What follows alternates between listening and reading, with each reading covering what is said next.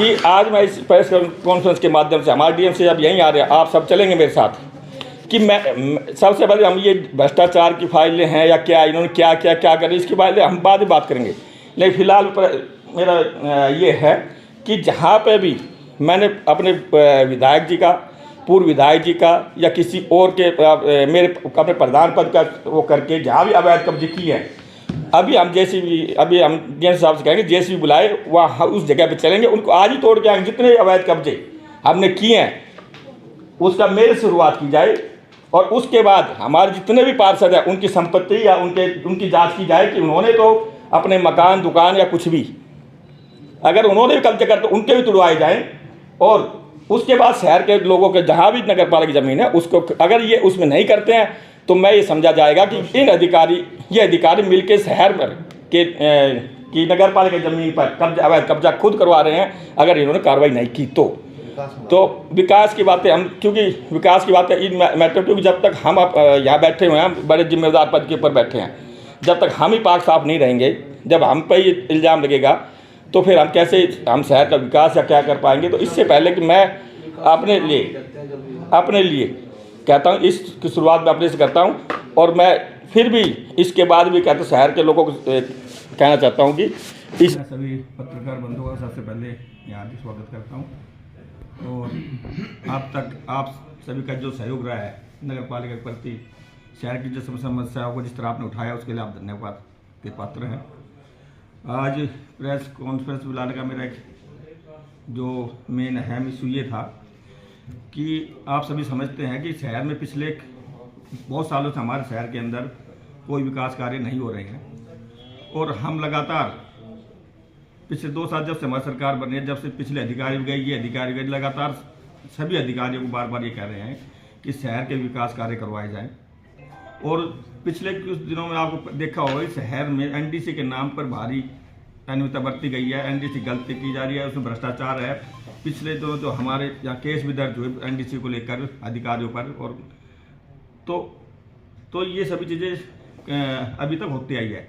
अब पिछले दिनों अभी जस्ट 1 हफ्ते पहले मेरे मामले एक संज्ञान में आया कि जो एनडीसी का कार्य है बड़े जो पहले से ही जिसके अंदर भारी अनियमितताएं और जो भ्रष्टाचार की शिकायत हमें समय मिल रही है, उसको लेकर जो हमारे सेक्रेटरी साहब हैं उन्होंने एक पता नहीं वो उसमें उनका क्या उसमें फ़ायदा है या नुकसान है, क्या है क्या, किस मकसद के तहत उन्होंने हमारे जो जे वर्तमान में जेई है उसको सभी पावर उससे वो दे दी। एडमिन मेकर भी वही हो गया, चेकर भी वही हो गया, जबकि सरकार के अनुसार, सरकार के निर्णय के अनुसार कोई भी क्या नाम है एक आदमी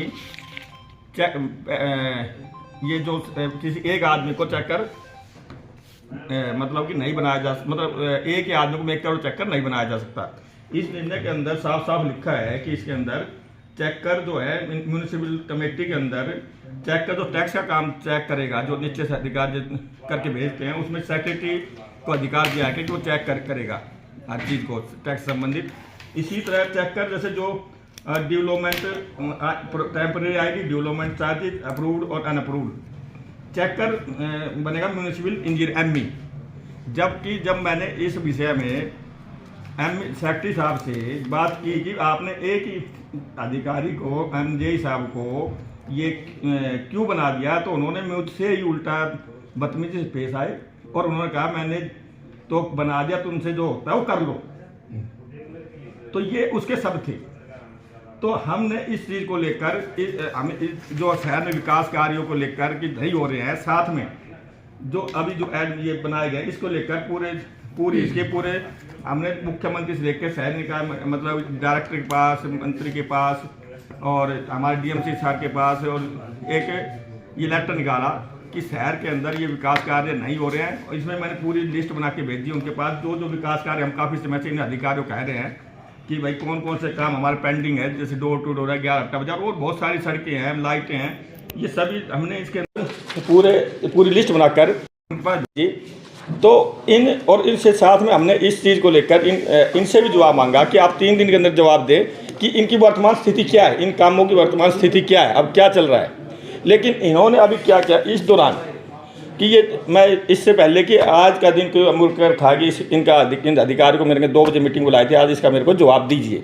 लेकिन उससे पहले कल हमारे साथ एक चीज़ और हुई कि कल जब मैं यहाँ आया तो जैसे मैं आया तो बहुत सारे लोग बाहर खड़े थे, वेट में थे, सेक्रेटरी साहब नहीं है जी, हमें काम कराया। तो जैसे ही मैं आया तो लोग जाते परेशान होते हैं। तो 10 बजे तक 9:30 बजे तक कोई अधिकारी आ नहीं था। 9:30 बजे के बाद हमारे जे यहाँ आए, 10 बजे हमारे एमई आए, 11 बजे बाद हमारे सेक्रेटरी यहाँ प्रेजेंट रही।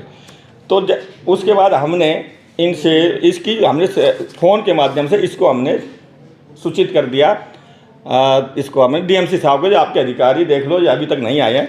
और ना ही जब से हमारे जैसे ये हमने इसका एक लेटर निकाला आप ऊपर तक हम डीएमसी साहब को उसको भेजा, और ना ही ये अधिकारी यहाँ आने के बाद कभी भी आज तक इन्होंने अटेंडेंस लगाई है। ये देखो खाली पेज है ऊपर इनका, एमई का और सेक्रेटरी साहब का। ये कब आते हैं कब जाते हैं ना हमें बताते हैं ना कुछ करते हैं। आज ही मैंने एक अखबार के प्रतिष्ठित अखबार के माध्यम से इनका गर्जन देखने को मिला कि इन्होंने ये कहा है कि ये इनके हमारे प्रति प्रधान प्रति या इस शहर के लोगों के प्रति जवाबदेह नहीं है, ये हरियाणा सरकार के प्रति जवाबदेह हैं। और ये सिर्फ उच्च अधिकार और हमें टाइम पे आना है या नहीं आना है ये हम तय करते हैं, उच्च अधिकार तय करते हैं, हमारा आना अनिवार्य नहीं है। मेरे को एक उसके माध्यम से पता चला, जो आप उसके अंदर अखबार की कटिंग आज देख सकते हैं। और ये जो तो इसके अलावा कि परसों एक चीज़ और आई मेरे सामने कि एक हमारी कमेटी के मेरे पास शिकायत आई। सुरेश गोस्वामी जी एक हमारे यहाँ प्रतिष्ठित आदमी शहर के, उन्होंने मेरे पास शिकायत पहुँची कि मैं कई बार शिकायतें कर चुका हूँ कि एक शहर नगर पालिका की ज़मीन के ऊपर अवैध कब्जा किया जा रहा है। तो उसके लिए मैंने इन अधिकारियों को तुरंत प्रभाव से एक लेटर के माध्यम से तो सूचित किया कि इस काम को तुरंत रुकवाया जाए। तो उसको अधिकारियों ने उसको तुरंत रुकवाने की बजाय ये अपने यहाँ से कुछ बगैर किए अपने घर चले गए।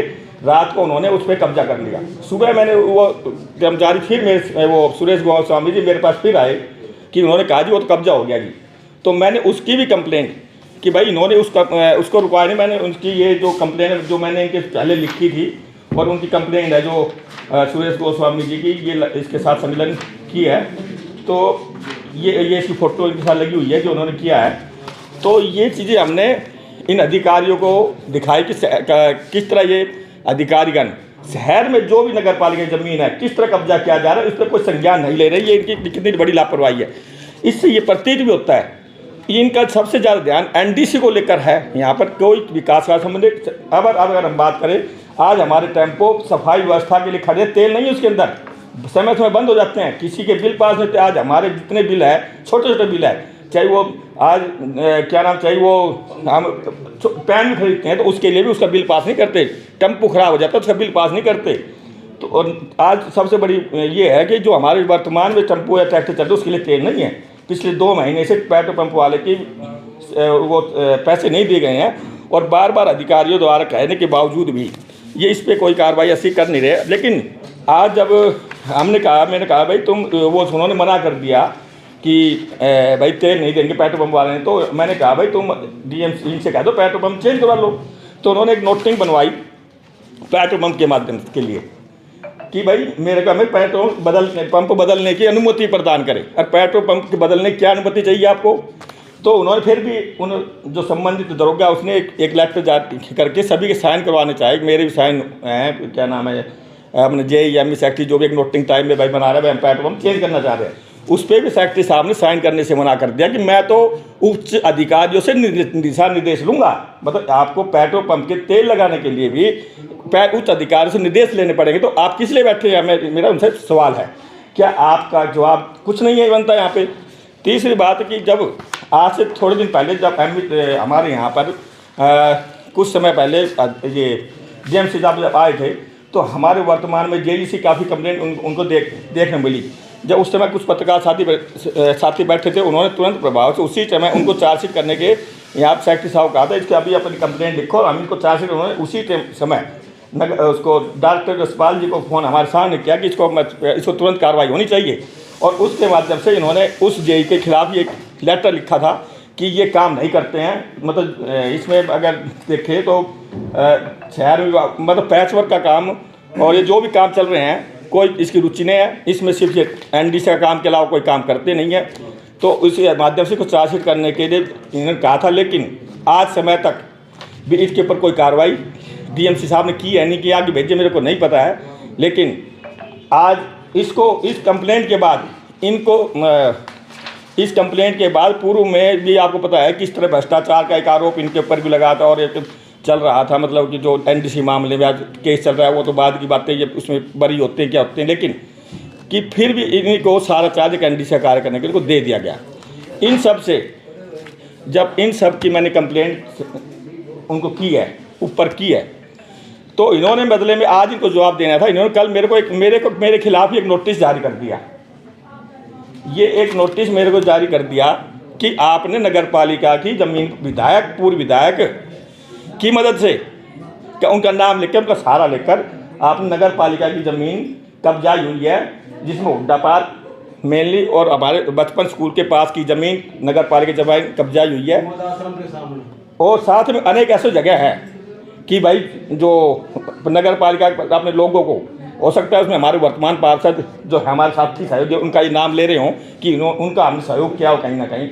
तो मैं कह रहा हूँ कि आज मैं इस प्रेस कॉन्फ्रेंस के माध्यम से, हमारे डीएम से अब यहीं आ रहे हैं, आप सब चलेंगे मेरे साथ, कि मैं सबसे पहले हम ये भ्रष्टाचार की फाइलें हैं या क्या, इन्होंने क्या क्या क्या करें, इसके बारे में हम बाद में बात करेंगे।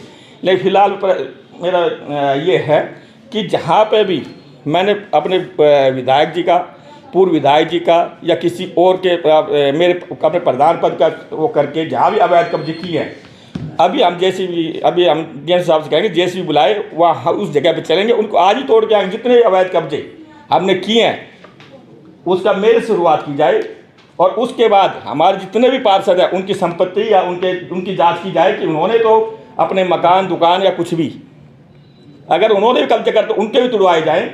और उसके बाद शहर के लोगों के जहाँ भी नगर पालिका की ज़मीन है उसको अगर ये उसमें नहीं करते हैं तो मैं ये समझा जाएगा कि ये अधिकारी मिलके शहर पर की नगर पालिका की ज़मीन पर अवैध कब्जा खुद करवा रहे हैं अगर इन्होंने कार्रवाई नहीं की तो विकास की बातें हम, क्योंकि विकास की बातें इन मैटर, क्योंकि जब तक हम यहाँ बैठे हुए हैं बड़े जिम्मेदार पद के ऊपर बैठे हैं, जब तक हम ही पाक साफ नहीं रहेंगे, जब हम पर ही इल्ज़ाम लगेगा तो फिर हम कैसे हम शहर का विकास या क्या कर पाएंगे। तो इससे पहले कि मैं अपने लिए कहता हूँ, इसकी शुरुआत मैं अपने से करता हूँ और मैं फिर भी इसके बाद भी कहता हूँ शहर के लोगों को कहना चाहता हूँ कि इसमें आज जो भी निकल के आए, जैसे निकल के आए, उसमें हम दोबारा से कल एक प्रेस कॉन्फ्रेंस दोबारा करेंगे।